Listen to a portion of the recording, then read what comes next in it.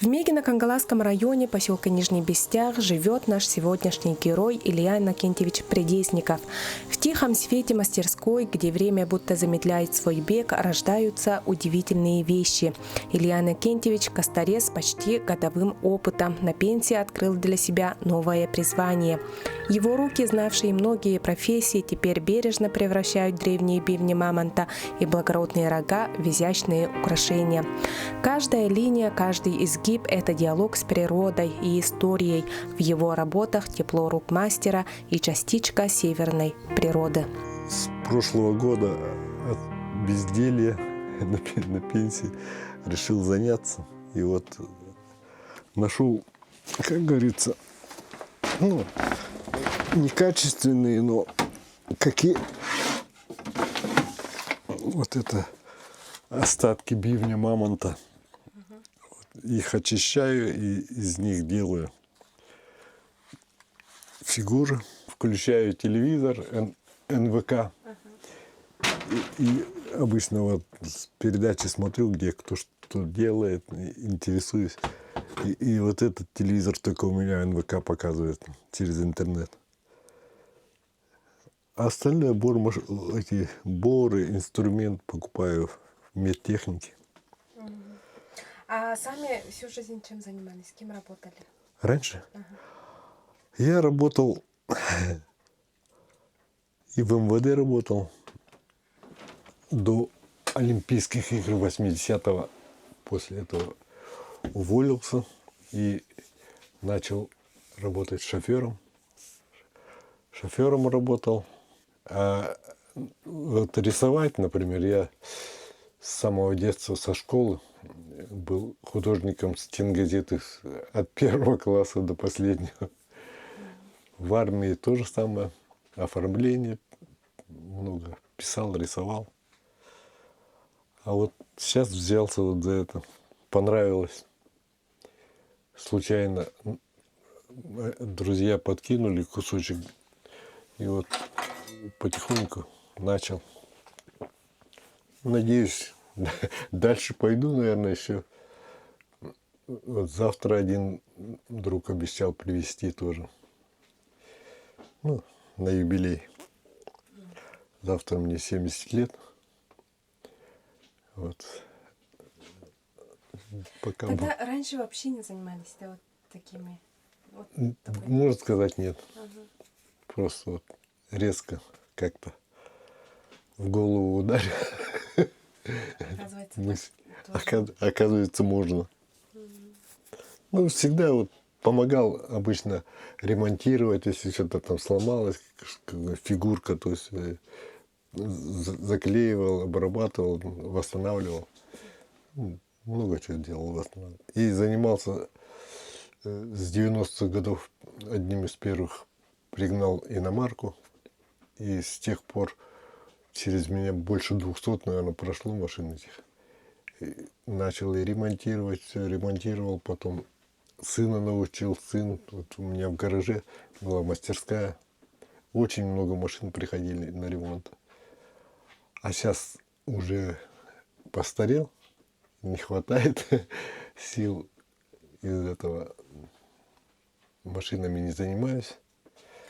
Мастерскую оборудовали? Да? Вот оборудование сделал, мастерскую себе специально сделал дверь, чтобы пыль не выходила. Все закрывается. Потому что там у меня претензии были от всех, что как в стоматологии запах кости и то все. И много пыли.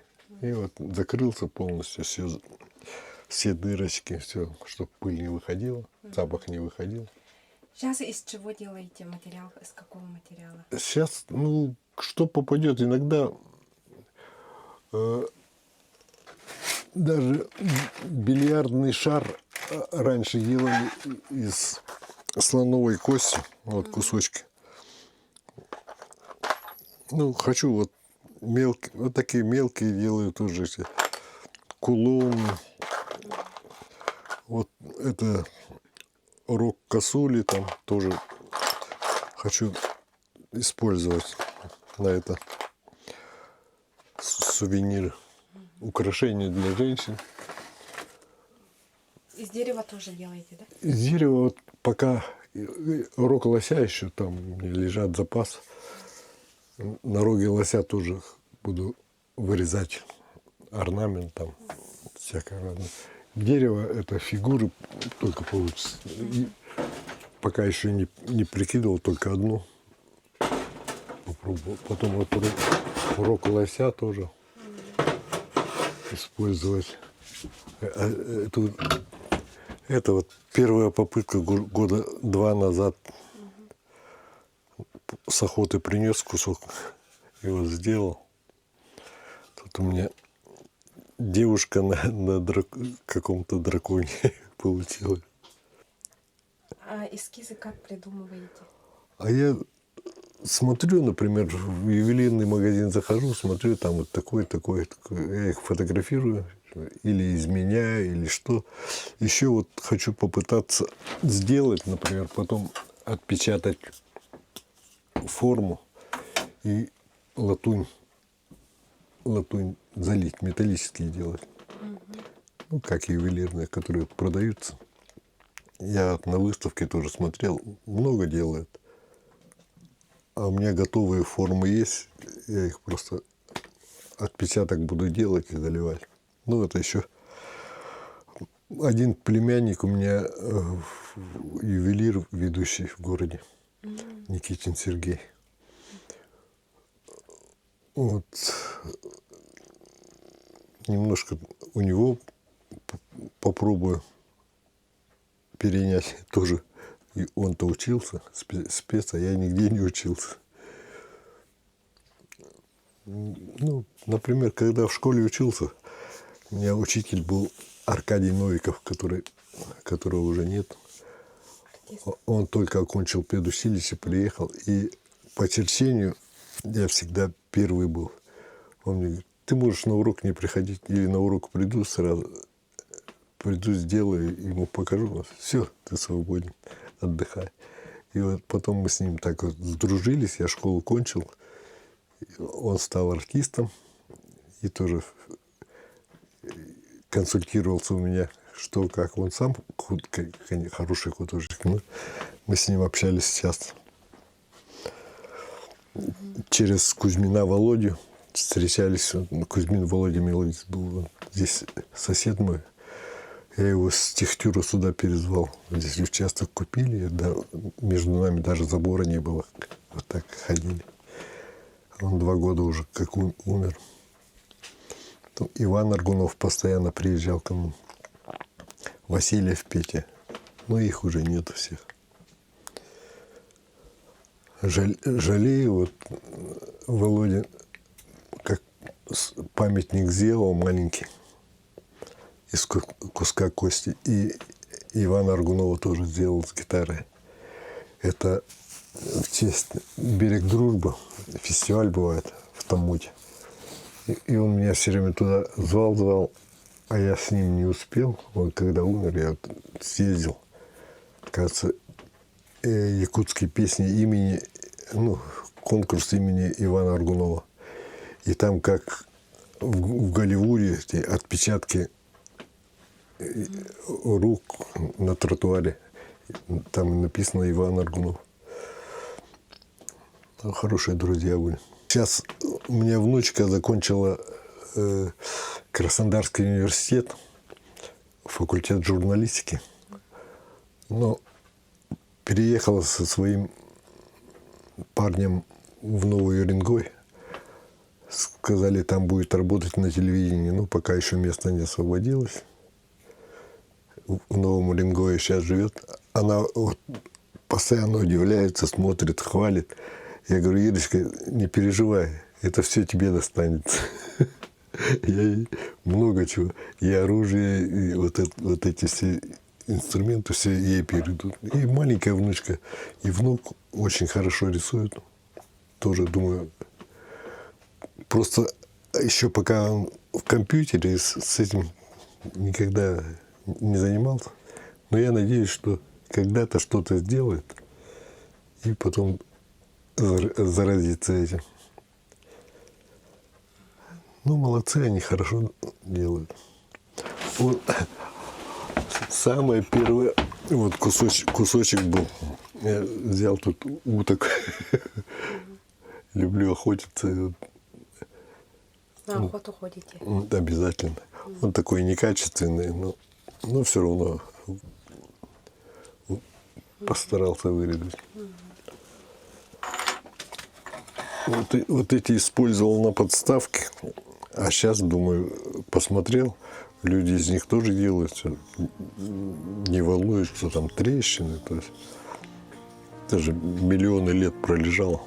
Но творчество Ильи Иннокентьевича не ограничивается косторезным делом. В гараже собрана удивительная коллекция. Старые фотоаппараты с потертыми кожаными футлярами, винтажные магнитолы с массивными ручками настройки, стопки виниловых пластинок. Каждый предмет здесь кусочек истории. Они у меня хранились в том доме старом, а потом решил здесь себе сделать. Тут была мастерская просто. Я перешел на это. Вот видеомагнитофоны, вот старые проигрыватели, 3, 4, 5, фотоаппараты. Друзья приносят тоже. Один фотоаппарат Брызгалова Иван Иванович. Вот этот мой ровесник, фотоаппарат «Салют». Тоже лет 70.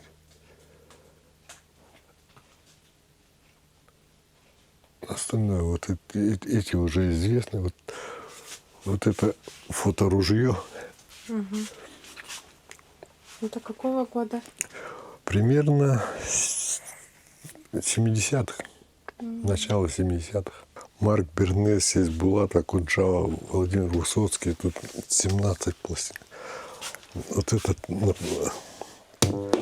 например, вот.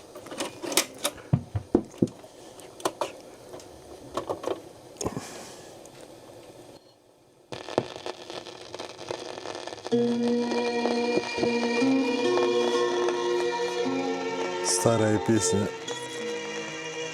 нашей молодости.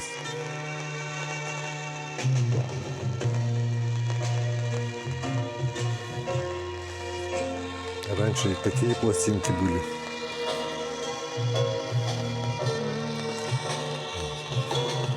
Песни у людей разные, а моя одна на века.